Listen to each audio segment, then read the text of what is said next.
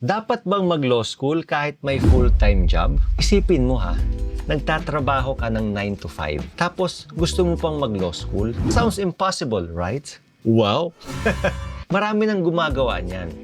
Pero, to be honest, hindi siya para sa lahat. In this video, pag-uusapan natin kung realistic bang mag-law school kahit may full-time job ka. And kung paano mo siya paghahandaan ng practical.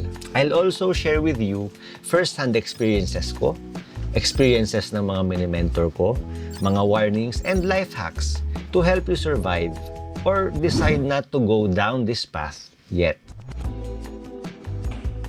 Number 1, maraming working professionals na basta-basta lang naglo-law school para lang mag-level up o dahil prestigious ang law school. Pero kung wala ka namang malinaw na reason, mabu-burnout ka ng mabilis. Halimbawa na lang yung isang kaibigan ko, full-time bank employee siya.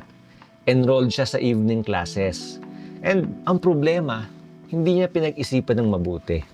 So ayun, after 3 months, nag-drop out na kagad siya dahil sa pagod at sa pressure. Sa law school kasi, you will be sacrificing sleep, weekends, social life, and mental space. Kaya nga importante na malalim yung why, yung bakit. Your why has to be strong enough to carry you through the chaos. So ang advice ko, before enrolling, tanungin mo yung sarili mo, am I doing this because I really want to? Or because I just feel like I should? If it's the latter, pag-isipan mo ng mabuti. Kasi mahihirapan ka lang. Number 2, akala ng marami, full-time lang ang option sa law school. Pero hindi yan totoo.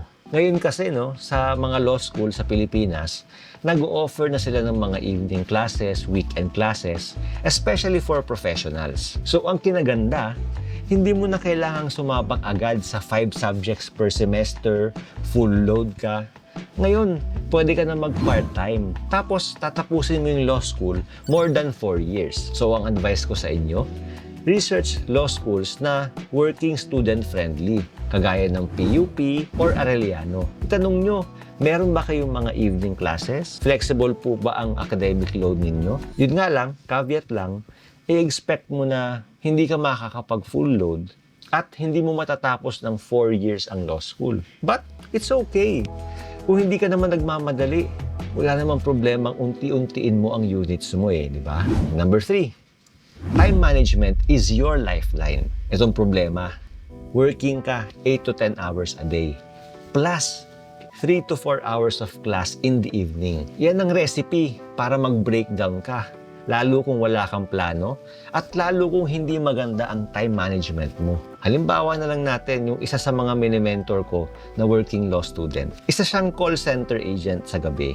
Tapos tuwing linggo, yun yung study period niya, study time niya. Ini-schedule na rin niya yung pahinga niya as part sa mga weekly plans niya. After ng mga shifts niya, nagpapahinga lang siya ng konti, tapos dediretso na yun mag-aral sa library. Pag nagko-commute siya, papuntang school, ginagawa niya yung tip ko sa kanya, which is magbasa ng Kodal sa biyahe.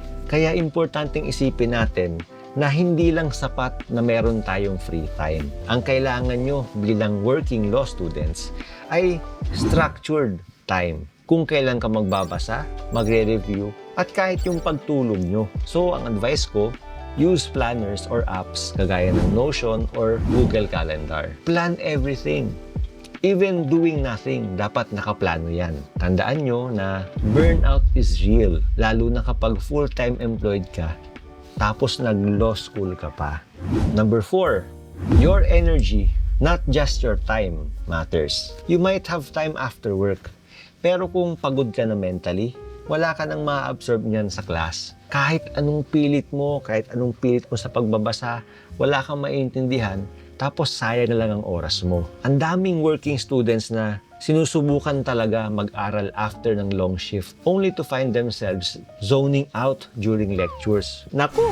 Yan ang common problem sa mga mini-mentor ko na working law students. Tandaan nyo na time is useless without energy. And law school requires sharp focus. Hindi yung zombie mode na reading. Basa-basa lang pero wala ka namang naiintindihan. Ang tip ko sa inyo, Find your peak energy hours. Kung saan yung focus nyo sobrang taas, dun nyo iset kung kailan yung study time nyo. Yung ibang estudyante, ibang working law student, nagigising ng 4 a.m. para lang mag-aral, kesa mag-aral sila after ng work. Kasi yung work nga naman, nakakapagod. So ang ginagawa ng iba, kagaya ng mga mini-mentor ko, sa umaga sila nagbabasa. Tulog ng maaga, gising ng maaga, mag-aral ng konting panahon, tapos saka sila papasok sa trabaho nila. Also, learn to say no sa mga social obligations natin. Kasi you have limited bandwidth. Kakain na nga ng malaking oras ang law school eh. Kaya i-expect mo na madalas wala ka sa mga gatherings. And lastly, yung isa sa mga pinaka-importante, number 5, support system is not negotiable. You can't do this alone. Literally, walang cheer squad, mas lalong mahihirapan ka. Mas lalong tataas yung chance na sumuko ka. Kagaya nitong kaibigan ko. Ito, pamilyado na siya. So, ang ginagawa nila ng misis niya, pag matutulog na yung mga anak nila, si misis mo na yung mag-aasikaso. Para siya, maka-attend siya sa mga night classes niya. So, pagpapasok ka ng law school as a working law student, you need people who understand your schedule.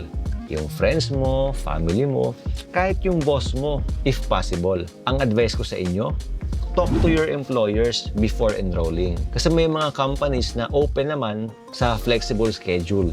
Tapos bibigyan pa kayo ng mga study leaves. Importante rin na makikonnect kayo sa fellow law students na may trabaho rin. Alam mo yun, yung pareho kayo ng pinagdadaanan at naiintindihan nyo yung isa't isa. Kaya nga ginawa ko yung Facebook group na to para sa mga working law students. Feel free to join. So kung magkakaproblema ka dito, magdalawang isip ka na kung maglo-law school ka pa. Emotionally draining ang law school. Kaya dapat maayos ang support system mo. Hindi yung dadagdag pa sila sa problema mo. So, dapat nga bang mag-law school kahit meron ka ng full-time job?